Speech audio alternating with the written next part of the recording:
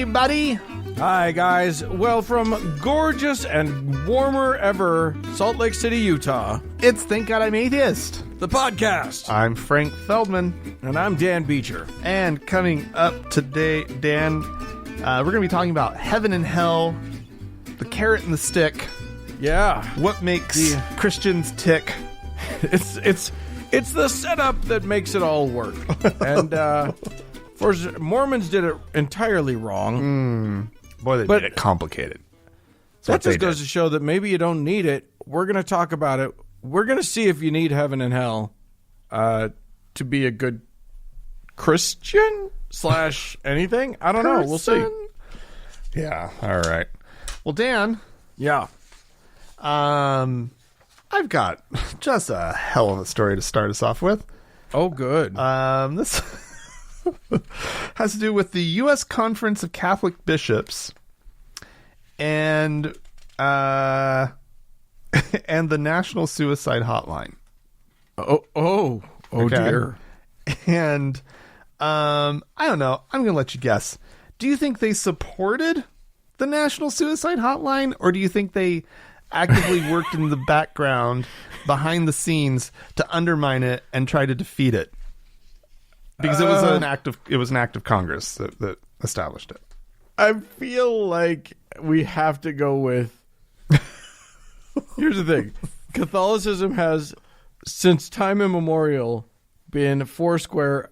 If you commit suicide, you go to hell. So they're against suicide. Right. This seems like a no-brainer. Catholics?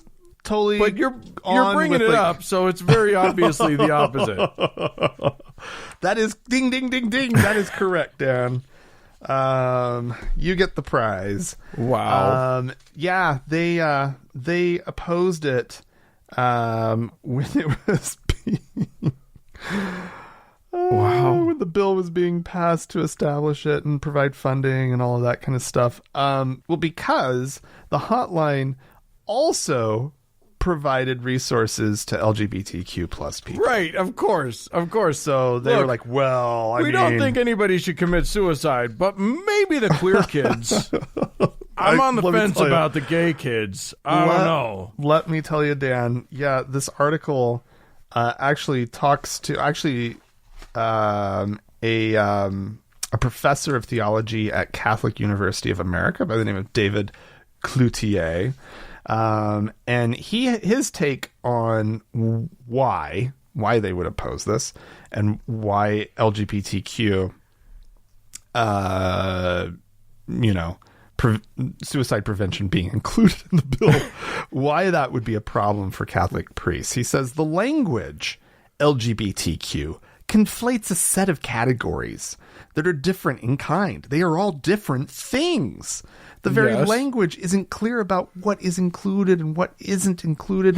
I think the vagueness that is generated by the term leads the bishops to be wary about the ability of the law to make various kinds of distinctions that the bishops would want to be made, such as you were just saying which ones should actually kill themselves. Right? Like maybe we're okay with the gays and lesbians, but those, and I hate to say that for the sake of a joke, but those trans kids, yeah. We can let those go. But you know that's what they're thinking. Oh my God. It's like, here's the thing. If you need any parsing about which group should or shouldn't be included in the we don't want you to kill yourself group, you've got a problem. You are fucked up. Yeah. Like, that is about as bad. Like, that. They are telling on themselves in the worst way. The worst possible way. They are admitting to being genuinely awful people. Yeah. And certainly no followers of Jesus. Yeah. Because I gotta think, I've read a lot of the New Testament. That dude... this is the same guy that, washes the feet of the unbeliever and, is extolling the virtues of the Samaritan who actually does something nice, which, there's a little bit of a backhanded compliment. Like, you guys, even a Samaritan can do a nice thing. I'm as surprised as you are. I know. But I gotta think that like Jesus would be like, you probably help everybody not kill themselves. Probably that's the right choice. Yeah. That's amazing. Well, we want to help people in crisis, but right. Maybe not the over there. Yeah. Maybe. And in case you're wondering, it passed. There Good. is a toll-free national suicide hotline. Yes.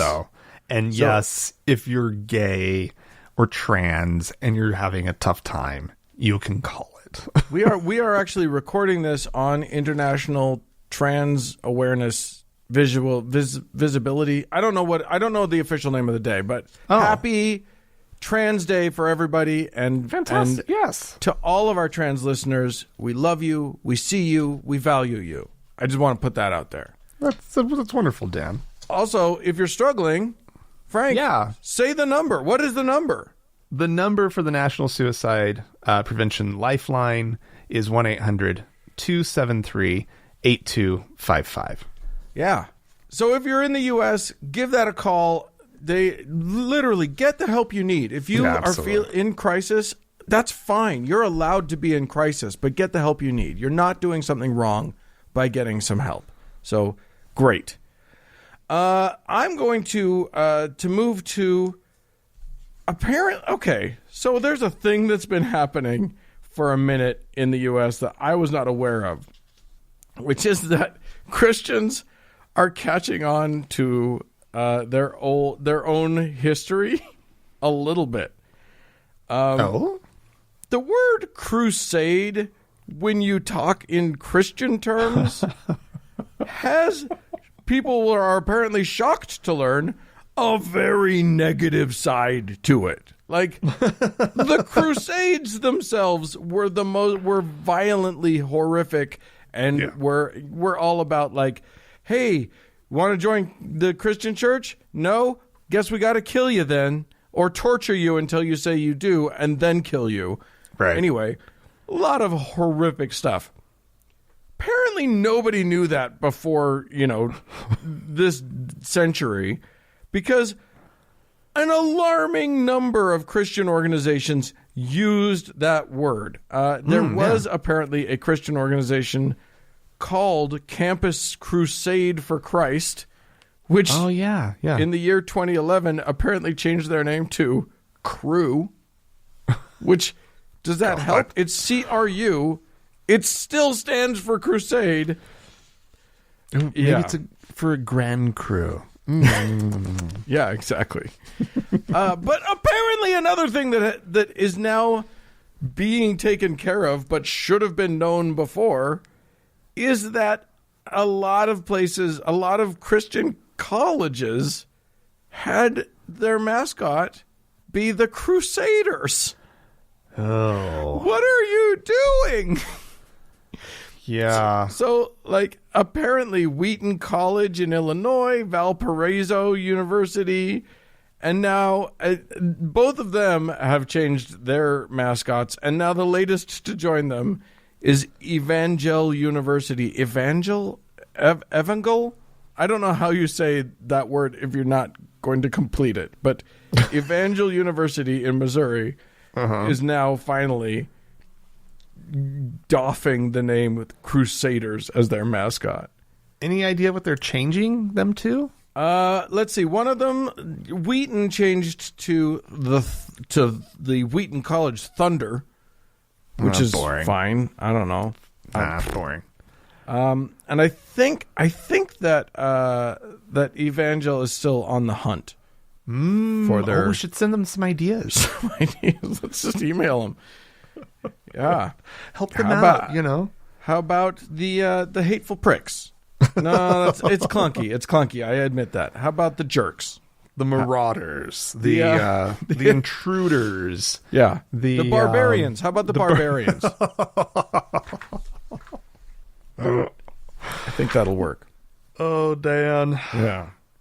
Here's some happy news. Let's do some happy news. I like happy news. What? Yeah, well, we never get to do those. When it has to do with polling in the United States and general sort of gathering a sense of sort of the general public's religiosity. It's been good news more or less lately. And it's still good news. But some new numbers are out for 2020, where for the very first time, U.S. church membership has fallen below majority. Can you believe it? 40 down to 47% of Americans saying that they belong to a church, synagogue, or mosque. That is down from 50% in 2018 and down from 70% in 1999. Wow. That is impressive. You know, it's one of those things where that obviously doesn't mean that same number is atheist now or doesn't believe anymore. No, yeah, of course not. I love the idea that many people are no longer paying their tithing, are no longer feeding that the beast. Absolutely. I think that's amazing. And hopefully they're still giving, and they're giving to causes that they believe in, right? I work with somebody who used to be, well, kind of still is Mormon, but he doesn't pay his tithing anymore. And we were just talking the other day, and he's like, yeah, I give to what I want to. And I just like, that's exactly the right attitude. So he's still taking that percentage of his income that he was used to giving, and now he's giving it to charity. So I love that. Yeah, just wonderful, right? Yeah. Let's see. Now, this is interesting because I think, when I think about America falling away from religious practice, I think that it's a generational thing, right? This is my perception of it. I'm like, this is a rise of new generations, younger people who believe at lower percentages and that are practicing at lower percentages than, older generations. And that is true. The younger generations, like the millennials, let's see, in 2000, in the period between 2008 2010, which is how this is sort of structured, 51% said that they belonged to a church. Okay. And that number is down to 36%. Woo! But in Gen X, it was 57%. Now it's down to 50% over the same period of time. But what's interesting about this is that they are also looking at baby boomers, and that group of people that are born before 1946, which they're calling traditionalists, which I've never heard that term. I've heard sort of greatest generation or silent generation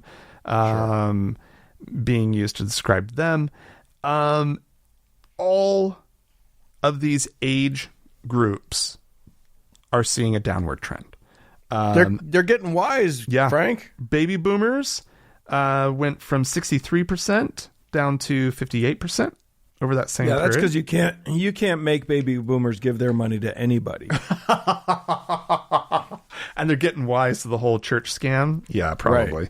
Right. And then the traditionalists, as they're being called here, down from 73% to 66%. What? Which is a drop of, over the period between, because they have numbers going back to 1998 to 2000, where it was 77% belonged to a church in that group. And so it's down 11% over 2 decades. What this says to me is that the social stigma of not going to church is gone. Yeah. No, or is leaving. You know, maybe in parts of the Deep South, here in Utah, there are places where it's still very prevalent, but overall it's eroding. Yeah. And it's eroding fast. Yeah. And I am here for it. Well, it says to me that there were always a lot of people who went to church for just the social aspect, or just because they felt the pressure to. Yeah. It's absolutely wonderful. And then there's some other demographic breakdowns, if we want to just take a minute to go through those too. Now, all of these, it's a 20-year period. So basically we can say 1999 to 2019 right? So we Okay. can look at these two different sets of numbers. So women back 20 years ago belonged to churches at 73%, and that has dropped down to 53%. Men, it was 64% down to 46%, but that's only a drop of 18%. So go women. You're losing it quicker. And then You're saving us. still, though, belonging to churches at a higher rate than men, but it's tapering off at a faster rate. Now, this one blew my fucking mind. College graduates went from 68% belonging to a church.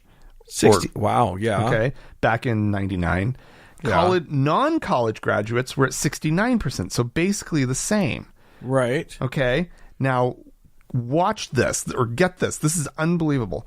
College graduates dropped to 54%. That's a 14% drop. Non-college graduates drop to 47%, which is a 22% drop. Oh my God. What are they teaching in these colleges? Faith, apparently. Apparently. Like that's amazing. There's a lower percentage of non-college graduated people in this country who belong to churches than college graduated. That's college crazy. educated, right? Like that's absolutely nuts. Non-married folks will not surprise you. Lower percentage by a long shot versus married people, because churches usually traditionally do a really poor job after a certain age of involving singles. They make you feel more and more isolated. Yeah, so that as makes you a go lot on. of sense. Democrats, 46% currently belong to churches. 65% of Republicans currently do. Yeah, okay. But still, 65 is low for Republicans. That's low Yeah, no, I know. It's all effing crazy. because And the GOP is basically the party of Jesus. That's God, guns, and something else. Yeah. Another G word. And then there's sort of some regional numbers. In the West, only 38% of people will belong to churches. Whoa. In the South, it's 58% currently. Yeah. The Midwest, 54%. That doesn't surprise me that those are really similar. Right. The eastern part of the country, 44%. So the West is the lowest. Wow. But it's dropping off the quickest in the East. So, yeah, some very, very interesting numbers. I always find this fascinating to kind of dig into, but it's looking good, everybody. Keep it up. Whatever you guys are doing out there, keep it up. The trend lines are going our way. That's good. All right. But unfortunately, not all the things can be good. Oh, so, Dan. Well, Way to look, bring the show down. Hey, we just had the vernal equinox, which happy Ostara to all of the pagans out there, and I'm about to insult you because I think paganism's dumb, just like other religions. But here's the thing. Paganism is a religion, and as you know, in a country where everybody's allowed to have your religion, as such, it's protected. You're allowed to have that religion here in these United States. Yeah. But apparently not so much if you work at Panera, the baking company, the baking chain, the bread chain company in salad sandwich place that thinks that touts their bread, right? Isn't that what it is? Yeah. You go order at a counter, they bring your food out type place. Yeah, exactly. Yeah. You've got a tray. I think a tray is involved. We don't have them here. So I think we do. I don't think we do. My parents love Panera. It used to be whenever I would go home, on the way home from the airport, because they were in Tulsa, so they were really excited that they got to go to Panera, and they thought I would be happy to go to Panera. I gotta tell you guys, I wasn't too happy to go to Panera. Oh, it's just sandwiches. I mean, it's not bad. It wasn't bad. It wasn't bad. It's just nothing to get excited about. It didn't match their level of excitement. That's my thing. They were just so excited to go to Panera. Oh, we're going to Panera. Well, you can get an apple, they would tell me. You can get an apple as a side. I mean, they do nothing. This place, they're just giving you an apple. At least slice it or something. Oh my God, that's funny. I'm just imagining your parents so excited about this Apple option that they've discovered. No, you will not believe what you could just get an Apple. You could just have that. All right. Well, listen. Tammy McCoy, who worked, she worked at a Panera just outside of Pittsburgh, and apparently everything was going along just fine until one day on a break, one of her managers decided to ask her what her religion was. Which, if you're a manager, don't ever ask that. Don't do that in the workplace. That's a wrong thing to do. But McCoy, Tammy said, "I'm a pagan," which was apparently the wrong answer. Decidedly so. And her managers decided to let her know that by telling her that she was going to hell. And then the other one sort of vociferously agreeing. And that's when the shit started. Apparently her hours were cut. No. And when she asked why, she was informed that she needed to find God.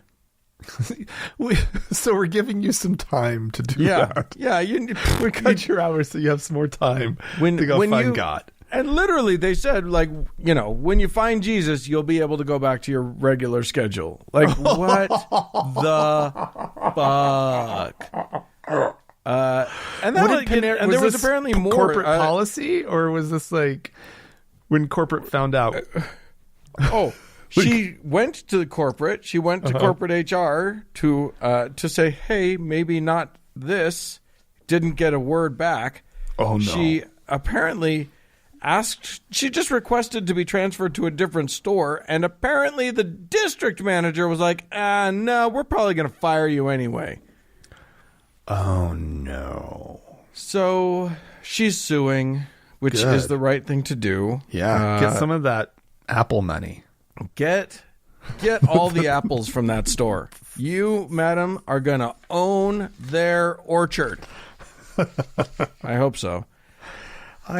She's suing under Title VII of the Civil Rights Act. Good. And hopefully, I wish her all the luck in the world. I don't think paganism's anything special. I think it's pretty stupid. People have a right. But if you are a pagan, at the workplace, nobody gets to say you can't work. Nobody gets to say we're going to rob you of your livelihood. Yeah, no way. No, that's absolutely fucking ridiculous. Yeah. Apparently, she's being represented in part by the Lady Liberty League, which was founded in the 80s to defend people against the Satanic Panic, back when pagans were regularly accused of. Well, during the Satanic Panic, people were accused of horrible things, and usually it was child molestation, and usually they implanted memories into children. But that's a whole other kettle of worms. So yeah, wow. We'll talk about that some other time. Brutal. Okay, yeah. Dan, over there in Arkansas. Nice Arkansas. We've been to Arkansas. Arkansas is a beautiful place. We had fun times. Their governor, Asa Hutchinson, he it's a good biblical name. Yeah, signed into law legislation this last week. He signed it into law. Legislation that allows doctors to refuse to treat someone because of religious or moral objections. Yeah. Now, of course, this is not a good thing. No, this is a terrible, stupid thing. Here's some scenarios that opponents came up with that would be completely plausible and legitimate scenarios. So, for example, let's say a transgender patient was needing inpatient care for an infection, but the healthcare workers were uncomfortable with the hormone treatments that person requires and making sure that that's getting to them, right? So what? Now they can just deny somebody their hormones because they don't like the person and who they are. They don't agree with that person's religiously agree. actual identity. What about grief counseling for a same-sex couple, right? Who may have just gone through something, but that grief counselor is a good Christian and just feels uncomfortable going over and helping them out. It could be used. The law could also be used to refuse to fill prescriptions for birth control. You know, that's real cool. The governor had this to say. I support this right of conscience so long as emergency care is exempted and conscience objection cannot be used to deny general health service to any class of people. You just signed a law that can deny general health service to classes of people. Now get this. That's literally what you just signed. Now get this. He goes on. He says, most importantly, the federal laws that prohibit discrimination on the basis of race, sex, gender, and national origin continue to apply to the delivery of healthcare services. So wait. I don't know enough about legal stuff here. If the federal law is providing appropriate protections, then why does this matter? Why does this matter? Yeah, did they just pass an illegal law that's just going to have to now go hit the courts that sounds exactly like what they did. This is probably one of those little test balloon things to try to see what legal havoc they can cause to run up to the Supreme Court. It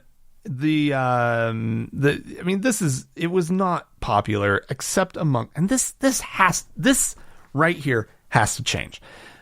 How do legislatures end up with crazy numbers of rabid, hateful Republicans who will pass these kind of laws when the general population is kind of just like, I don't care? And on top of it, things like the state chamber of commerce, which chambers of commerce are usually very conservative organizations, right?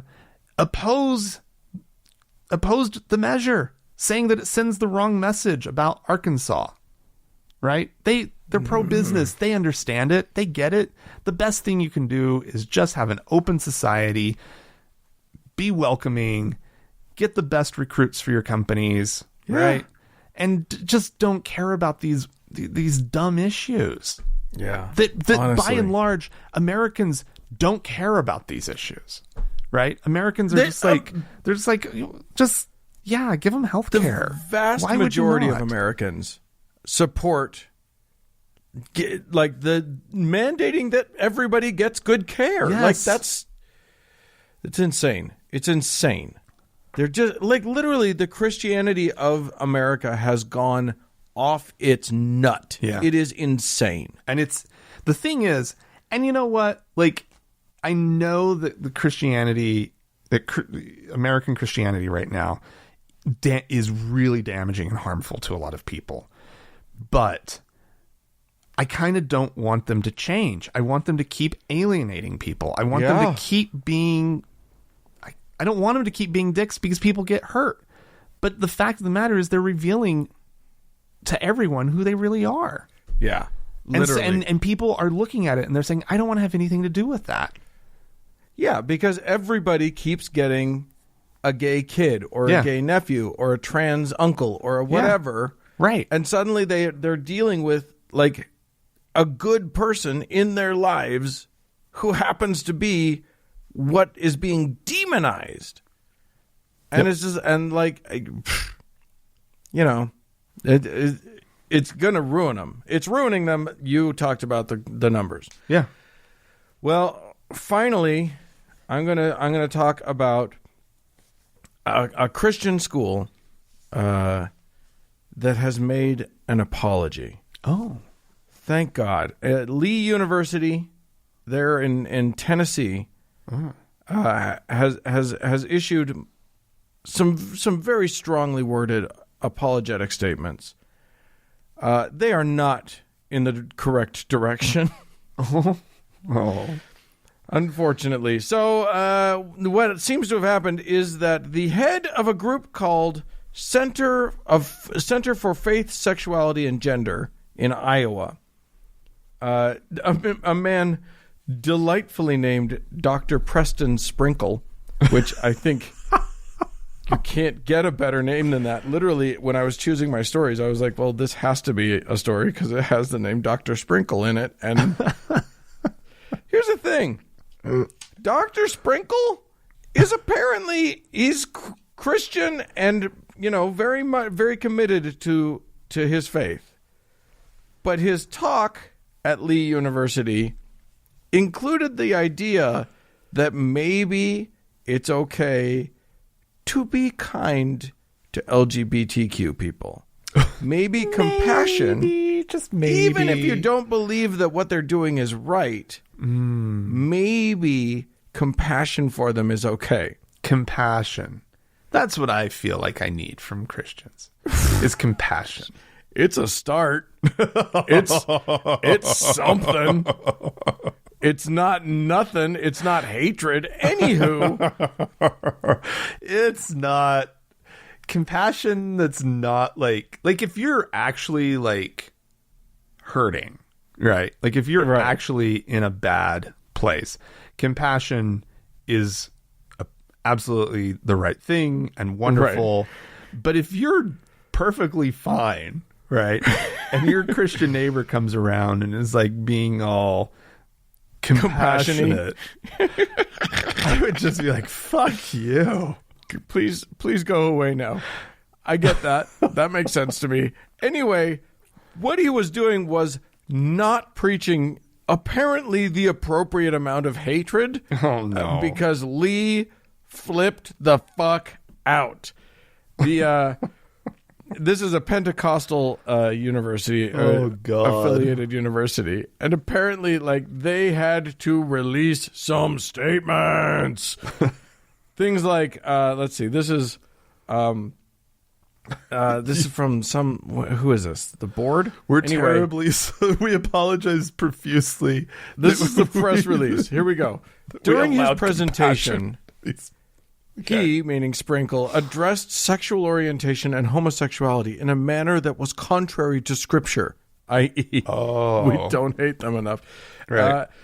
Church of God, contrary to Scripture, Church of God doctrine and teachings. The International Executive Committee has shared directly their concerns with Dr. Mark Walker and the leaders of Lee University. Oh, yeah. They go on a little later to say, the beliefs and commitments of the Church of God are our non-negotiables and should be clearly taught based upon the authority of Scripture. We don't pick and choose at all. We are non-negotiable. Oh, my God. Then that Mark Walker that they talked about, who's the president of the university, sent out a letter basically as an apology for it, saying, quote, Dr. Sprinkle's articulation of repentance was somewhat ambiguous, and I affirm that Lee's position on repentance is that we have all sinned and come short of God's glory, etc., yada, yada, yada, until we consider chapel a sacred responsibility, so much so that on those occasions when our invited chapel speakers miss the mark, we want to bring better clarity and understanding. Oh, they're just doing their duty. Yeah, they just need to. They just need to make sure. I love this part, and this is the best kicker of it all.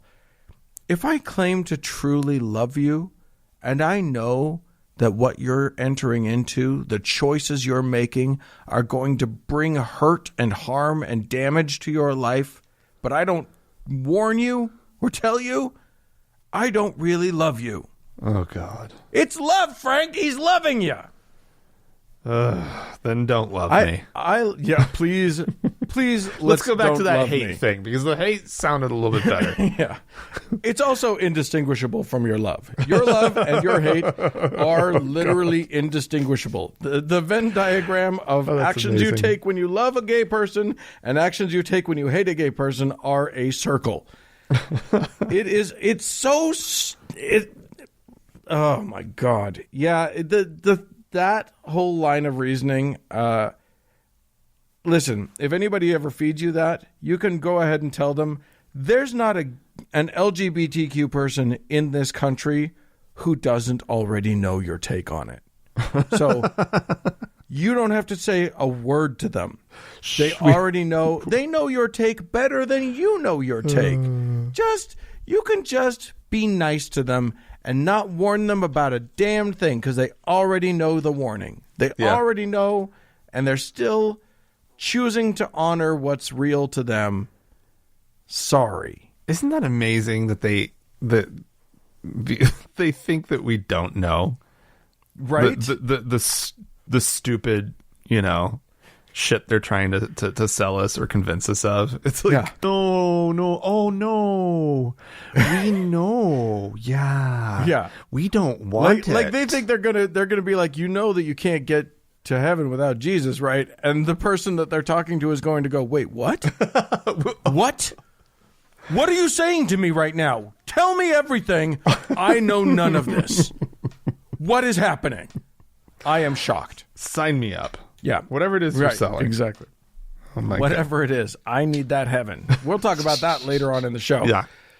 But before we move on, if you guys have anything you'd like to say about this or any of the stories we've covered, please feel free to write into us. podcast@thankgodimatheist.com. Or call and leave us a voicemail message. The telephone number is 424-666-8442. Stick around. There's more show coming up.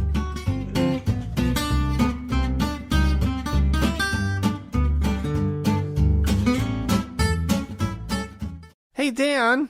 Yeah. Now's the time in the show where we like to listen to a little clippy of some asshole religious person. When we allow some total dickhead to have their say, and then we make fun of them. And this dickhead, today's dickhead, is a guy named Robin Bullock, who looks like... I don't know how to describe him. He's in a leather jacket, so you know he's cool. And he's got long hair, so you know he's rebellious. Yeah. But his long hair is like, I don't even know how to describe. He's got bangs, and the rest is swept back. It's kind of a Karen look, really. He looks like the nurse on ER, the first season of ER. If you took motorcycle Karen, threw a beard on her, that's just let that be the visual. Okay, whatever you just came up with, that's your visual. And motorcycle Karen has something to say about. She's going to give us a lesson on history. We'll just leave it at that. But what the Ides of March is, it's the middle of the month. It's the middle of March. It's the 15th of March. That's the Ides of March. And on that day, the most famous thing that happened on the Ides of March is Julius Caesar was killed. The military took him down on the Ides of March. And on March 15th, on the Ides of March, this is when it coincides with us. And if you'll notice, after the Ides of March on the 15th, when Joe Biden started up those steps, this was 5 days, I think, later. It was 5 days after the Ides of March. I believe it was. Right after that came, because that time filled a time. It filled one of those squares. What is the Ides of March? Did you know on the 15th of March it was there that Hitler told the leader of Czechoslovakia, we're invading you. And right after that meeting, it had such an impact, the man had a heart attack and died. So on the Ides of March. Now the Ides of March is the 74th day of the Roman calendar. And it coincides with the 15th day of March here. Now, it was marked by several religious services, and it was notable for the Romans, listen to this, as a deadline date for settling affairs or settling debts. It was the day for settling debts. on the Ides of March. Finalities came on the Ides of March. And it's like we were talking that day. On the 15th of March, it filled a time that is famous. There's a lot of things happened. You can look up what's happened on the 15th of March.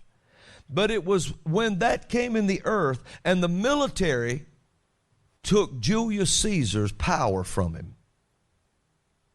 He was a tyrant. He was a tyrant. And I believe, just like you and I were talking about, I believe on the 15th of March, a power came into the earth to remove tyrants from their seats of authority. And a few days after that, you saw Biden fall trying to get up to Air Force One, and he couldn't get up there. He finally had to just grab each side and run. The first time it was a little stumble. The second one was a bigger stumble. And the third one, he fell all the way down. He's finished. He's done. Oh, my God. The amount of hay that people are trying to make from an old man tripping as he went up the stairs has been amazing. I mean, yeah, he tripped 3 times, which is a little bit like, come on, man, get a grip. But he did have a grip. Did you see the grip he had on that handrail? Well, afterwards, yeah. It's the just only so reason stupid. he didn't go all the way down the thing. My To God, connect that, though, to the killing of Julius Caesar. What the hell is this guy on about? It didn't even happen on the day. No. It didn't even happen on... And then only a Soon few days thereafter. later. Only 20 or 40 days after that, who knows what'll happen. God. It's all related to the Ides of March. By the way, the military, in my limited understanding, did not kill Julius Caesar. That was the Senate. Yes. It was senators who were worried about military control. Right. Because Who Caesar... were worried about, yeah, exactly. well, not even military, just tyrannical control. Caesar was the military. was. What are you talking about? Okay. I know. I'm going to calm it down. These are important historical events that happened on... you did the same thing I did. Yeah. That was first thing that I did was Google what happened. The first escalator was patented Ooh. by... in New York City. That's fancy. Cool. Yeah. I've got Tsar Nicholas abdicating the throne in Russia. Oh. That's a thing. Maine was admitted as the 23rd state of the Union in 1820. Yes, sure. LBJ called for equal voting rights. Didn't apparently get it, but that was when he addressed a joint session of Congress. That's good. Wow, that's cool. I love the idea that also Hitler had a conversation on that day. It's a big day, you guys. Oh my God. Amazing. Yeah. I mean, Lord. And like this, the problem is it's like, even like just this bad, like, it's kind of feels like numerology or something along those lines, right? Where it's just like, this thing has significance, right? Where it's like, you guys should be rejecting that. I would think as Christians, like, you're talking about, like, I mean, Rome was pagan. So like all of these like traditions that you're talking about being on March 15th, right? Yeah. You're thinking of a soothsayer. Yeah. You're thinking of Shakespeare talking about a soothsayer saying, beware the Ides of March. Yeah. That's the only reason you know that phrase is because of William Shakespeare. Oh, and you just thought you'd just throw, oh my God, everybody's an idiot. Everybody's an idiot. Well, not everybody. Also, here's a good one. In 1897, the first indoor fly casting tournament took place at Madison Square Garden. Wow. It is a red letter day. It's an auspicious day. It's a banner day in history. That March 15th. Inauspicious day. Oh, Lordy. All right. Well, you know who's not an idiot is the people who have written and called into us. So I think we should read and or hear them. Let's start with a voicemail, shall we? I think that sounds great, Dan. This first one that we want to have a little listen to is from a caller sharing a story about some situations that he's run into in his working retail. Okay. In what sounds like a very religious place. Great. Hey, Frank and Dan. This is Mark. I've called a couple times in the past. I just thought I'd share some of the cheap shots that religious people, in particular Christians, have used with me recently. I work retail, and I'm by myself at the store usually. And I've heard some funny ones. So I guess first off, I had a gentleman in here ask if we do missionary discounts. And I told him, I'm sorry, sir, we don't do missionary discounts. And he asked me sort of, surprised, do you not want blessings? Which I thought that was pretty funny because I didn't know missionaries had blessing powers. But, whatever. So there was that one. We also had a guy come in to 3 of our stores in the area and buy products and proselytize. How can I pray for you? Like, do you know Jesus? All to return all the items the next day. Just basically as an excuse to talk to us about Jesus. So that was a fun one, and he basically wasted company resources and time, so that was awesome. I also had a guy order a product from us, very, very cheap product, and he needed us to call him basically because he was on a request form, and he had a 4-minute answering machine communicating the entire gospel and all of, the works of Jesus and why we need our souls saved basically, and how we're a fallen people and how he used to be into drugs until he found the Lord God Almighty, and it changed his life. And I'm just standing there like on the phone, just a retail guy trying to call a customer who bought something from us, and I have to listen to his 4-minute answering machine message, which very conveniently he didn't answer. So I thought you guys would like to hear it. There are a couple other funny stories, but, thought I'd keep it short and to the point. Have fun with it. See you guys. Bye. Oh, yeah. Wow. Oh, my God. Oh, my God. Just shut up. Everybody, I'm getting... now my blood's boiling. I'm mad.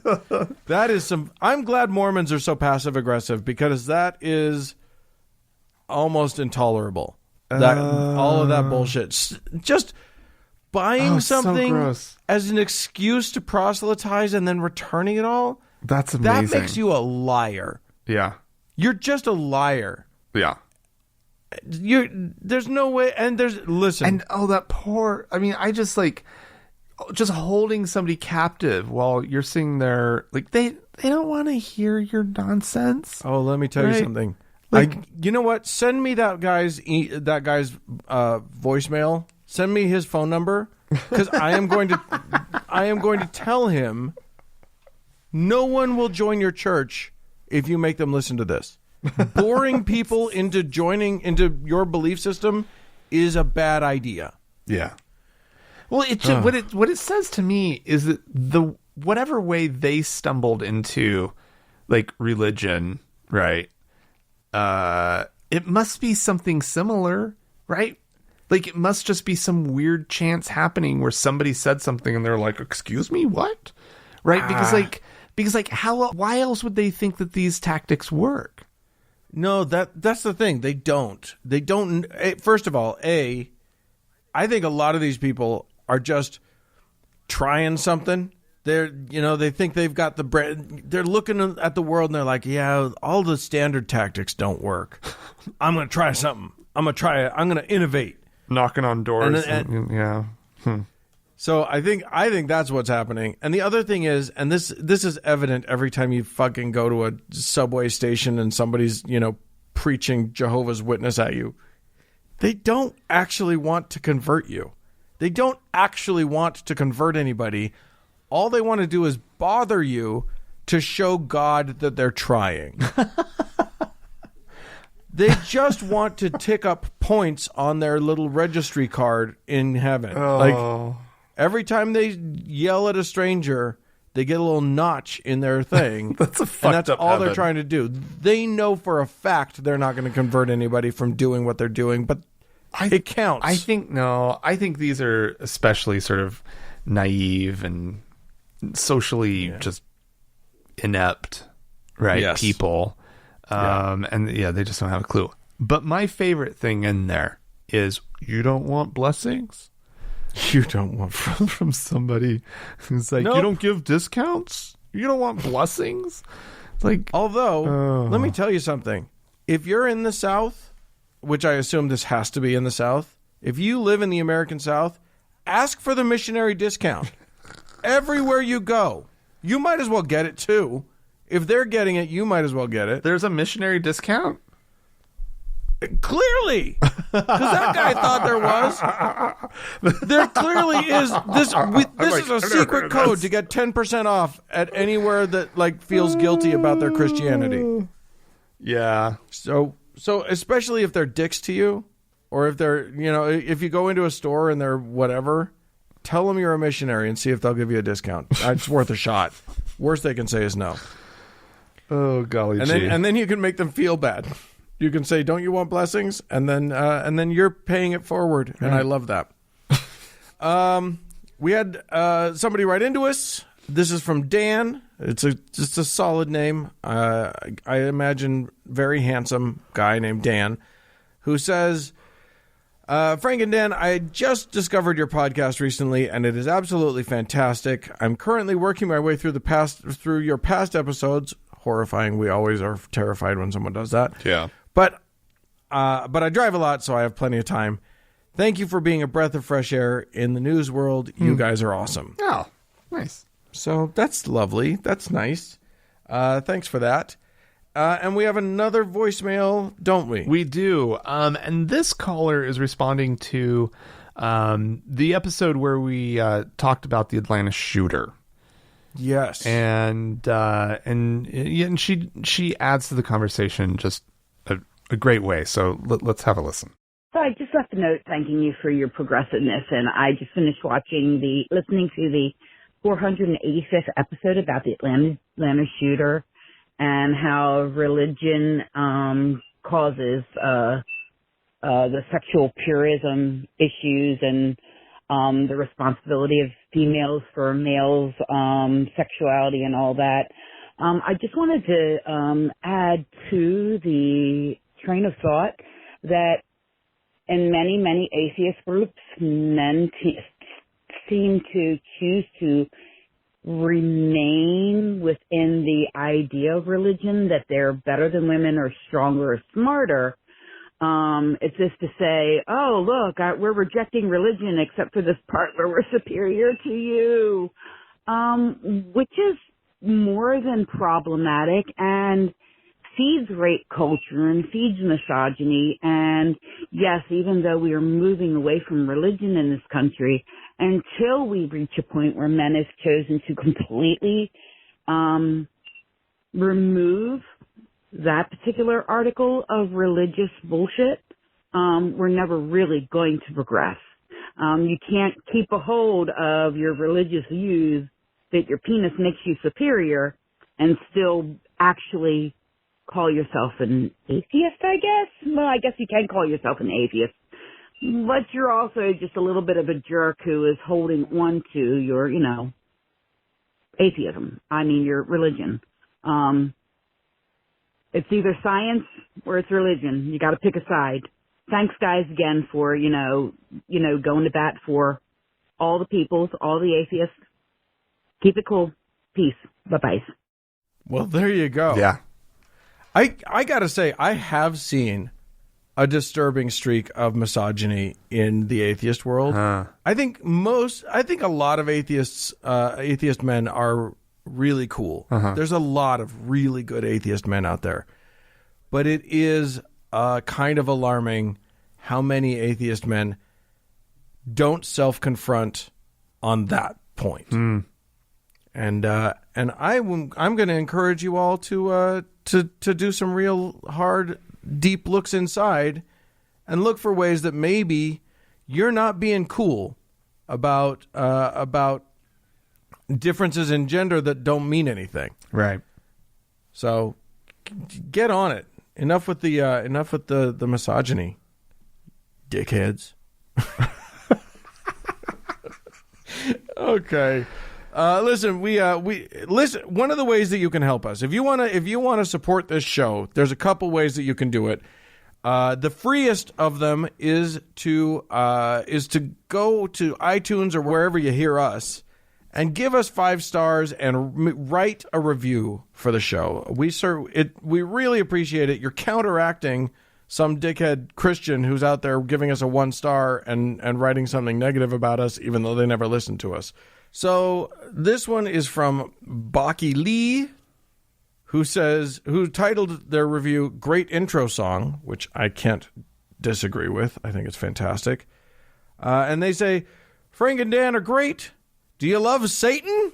Do you reject the truth the truth so that you can sin? Well, do I have a podcast for you? These two help keep me up to date with the latest sad news and funny news. So yes, there you go. Thank you so much for the 5-star review. Remember, 5 stars is the only stars that counts. So go ahead and do that. But if you want to further support us and have the means, there are other ways. Indeed. The best way to get started on this little journey of supporting us financially would be to go to thankgodimatheist.com and clicking on the support tab. And there's a couple options there. But what the 2 people who we're going to mention here in just a second did is they went over to Patreon, where we have an ongoing campaign. And then they signed up. One person signed up as a deacon. And that person is Robert. Thank you, Robert. And we also have a new priest this week. Wow. Nathan. So thanks to Nathan. Fellas, you now have magic powers. Congratulations. Super You now magic have powers. the Aaronic priesthood from Frank and Dan. Yeah. That's an exclusive. Yeah, and I was actually thinking about this today, Dan. I do love that you've mentioned that you love it whenever we ordain a woman, right, to our fake priesthood. Yes, indeed. Or what am I talking about? To the priesthood. In the temple, in the Mormon temple, I just remembered it today. There's this whole thing about selling priesthoods, right? Oh. And it's like Satan talking about it, if I remember right. And I was just like, and then it's been a long time. Those of you out there who've been through the temple more recently than me, you might remember a little bit better. But there was this whole thing, and I was just like, oh my God, I love, period, that we're selling priesthoods. Yeah, listen, if you should get in on this action. Get yourself some Satan priesthood. It's so powerful. It's amazing. And literally, we are imbuing you with every bit as much magic power as the Mormons themselves imbue on their people. On their 12-year-olds. So enjoy that. Thank you guys so much for your support. Go to thankgodimatheist.com and support us. We really appreciate it. And as always, we need to thank our top donor, Dan. Oh, yeah. Our Lord and Savior, Austin! Austin!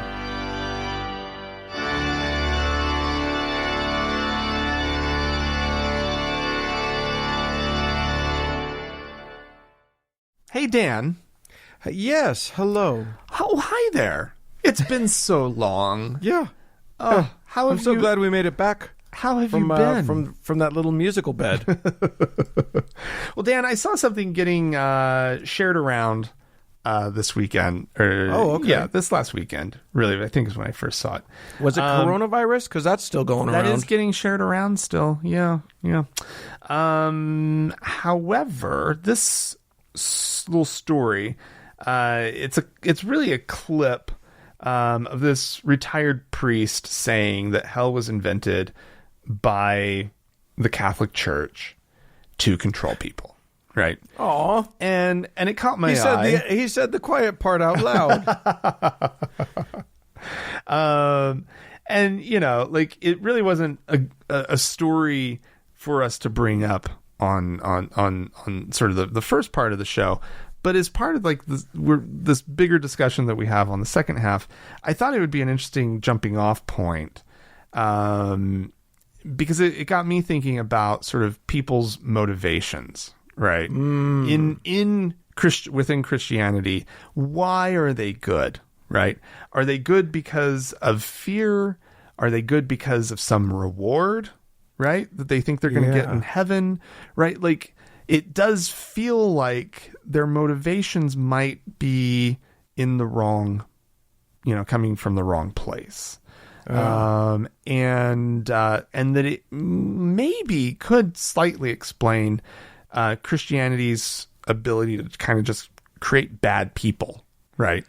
And the kind of people you don't want to spend too much time around because their motivations are all wrong, right?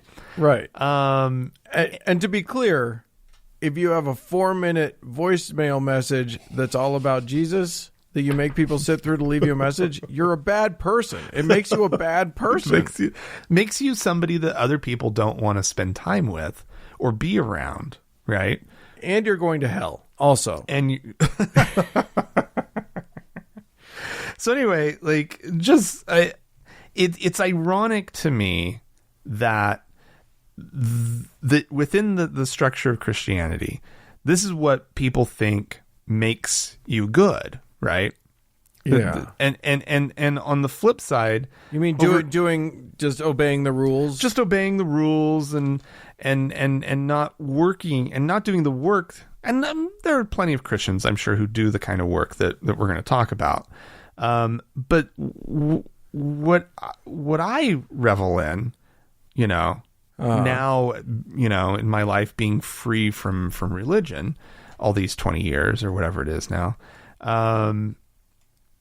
is having the opportunity just to figure it out and to do work on myself, right? Yeah. And to just try to be a good person, right? To try to do the right thing because it's the thing that makes our society better, maybe, or makes me more pleasant to be around, or, a better coworker, or a better husband, or whatever it is, right? Right. It's like, I'm just doing it and maybe it is a little bit selfish because it is good to be better because people like you more. But that seems to be a pretty good motivator, though. And that seems to be a good motivation to just try to be better, right? Yeah. Always trying to be better because why not? Well, also we have a lot of social reasons to be better. I mean, the truth is that your idea of people like you more is part of an evolutionary mandate. We as a critter evolved to be social. Right. And that's a survival tactic. That's not just sort of a random happenstance. That's how we have to be because we're slow and we're not very good at a lot of the things that make other critters survive. Yeah. When there's just one of us. Right. But when there's a lot of us, we do great. So we have evolved to be social creatures and as such need to have social rules in place. And those rules are inset. They're part of us. Mm-hmm. At least the basics. The Christians are so fucking proud of their thou shalt not kill as though nobody else had figured that out before. Thou shalt not steal. Yeah, we know. Yeah. We got it. And that great... Everybody has known that. And then the rest of the list is kind of shit. There might be one or two others that are like, oh, yeah. But it's a shit list that they follow. It's a dumb list of rules. But I think the point that you're getting at about this hell business is that when your motivation, because here's the thing, and you hear this all the time, when a Christian meets an atheist or when a Muslim meets an atheist, the question is, they or even better, when they don't meet an atheist, but when they talk about atheists as though they know what's going on in our head, they say, "Oh, nothing's keeping them from murdering. Right. Nothing's keeping them from stealing. Right. They have no moral center." And it's like, dude, it's the opposite. Literally, our moral center is centered in our humanity, which is where all morality comes from. It's our humanity and our connection with each other. And the more deeply we connect with each other, the stronger our moral center is. Right. And it's when you divorce your own morality from yourself and bring it in from an external source that you get a little wonky. Yep. These people don't have morality. They have rules. And that's a totally different concept. Yeah. So if you're obeying the rules, you may be acting morally, but you may not have a moral center. So you don't actually know that, the difference between understanding that my rules say that I'm not allowed to be a homosexual. Right. And the difference between that and actually acting in a moral way towards someone else who believes differently. Or what if someone else who may be homosexual, you still have a moral obligation to be kind, to be good, to be, to care if somebody wants to commit suicide. Like, these are all moral obligations that Christians are easily letting go of because they don't have a moral center. They have rules. Right. Yeah. And big prizes in heaven, especially if they can convert somebody, right? Which leads somebody to being a total lousy person buying stuff just so they can talk to somebody about religion. A fucking game show. You're so right. Yeah. It's prizes. And then if you lose, sorry, you're going to be punished.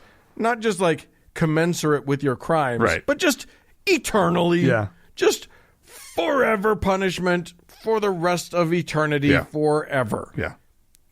Which, it's shocking that anybody's okay with that concept, because when you look at eternity, this little life is such a blip. Oh, I know. How could you possibly do anything in this tiny amount of time to merit torture forever? Just forever. You can't. It's impossible. That's just the most insane thing I've ever heard in my life. It's just, the concept of hell, give it any amount of examination. Yeah. Forget the fact that, the Bible doesn't actually have a concept of hell. Right. If you know anything about, Bible scholarship, you look at the Old Testament, the Hebrew word that they use, Sheol, is it's not hell, it's the realm of the dead. It's a totally different thing. There is no biblical concept of hell for reals. There's a few different places where they talk about burning, or they talk about the center of the earth, or they talk about all these different things, but there's no unified theory of hell. It was made up to control people. It works great, but it does give. But you just get a bunch of automatons at that point. Yeah, I mean, get a bunch of game show contestants. I think it works. I think it worked great. I think part of the fall off of religion is the fact that they haven't reformed these most basic ideas. It's not just that they're dicks to people, right? Right. It's that there's nothing really all that compelling in a modern context about the idea of heaven and hell. Not it doesn't seem like it to me, right? Because as soon as you start to examine it with a more modern mind, you end up with shows like The Good Place, right? Which, maybe you loved it, maybe you didn't like it, maybe you think it's a good show, maybe you don't. But it does a really nice little takedown of the concept of heaven and hell, right? Yeah. And they're nonsensical at their core. Yeah. Both of those concepts, heaven and hell, you can't imagine a one of them that makes sense. Yeah. So all you have to do is pursue it, spend a little time, any kind of logical conclusion, and it won't make any sense. Exactly. Ever. And so it needs to be redesigned. That's the premise of the show. But anyway, I liked it, by the way. I liked it too. I'm planting myself in the The Good Place category. I thought that it was just a fun little show. We don't want to completely derail into it, but I thought that they also, if there were an afterlife, they come up with the right solution, right? Because you can't have eternity. You just can't. No. Eternity doesn't work. and they come up with a fairly elegant solution to it, I thought. But anyway, There you go. all right, no spoilers there. Yeah, exactly. I do recommend going out and watching it if you haven't. It's a fun show. Sure. It's a goofy show too, so brace yourself for that. Yeah, exactly. Well, any show that can make me like Ted Danson again, that's amazing. There you go. Well done, Ted. You're back. Listen, if you guys would like to explain to us a hell that makes sense in your brain or a heaven that makes sense in your brain, or if you'd just like to shit on Ted Danson, you can write to us, podcast@thankgodimatheist.com. Or Colin leaves a voicemail message. The telephone number is 424-666-8442. Yeah, go to the Facebook page, facebook.com/TGIAtheist. Click the like button. And if you'd like to join the TGIA members only lounge, go to thankgodimatheist.com /members only, and it will take you to where you need to go. Hey, thanks so much to the Red Rock Hot Club for the use of their fine music. And a big thanks to Gordon Johnston for the use of his music. And thanks to all of you friends for tuning in. We sure do appreciate you. Bye-bye.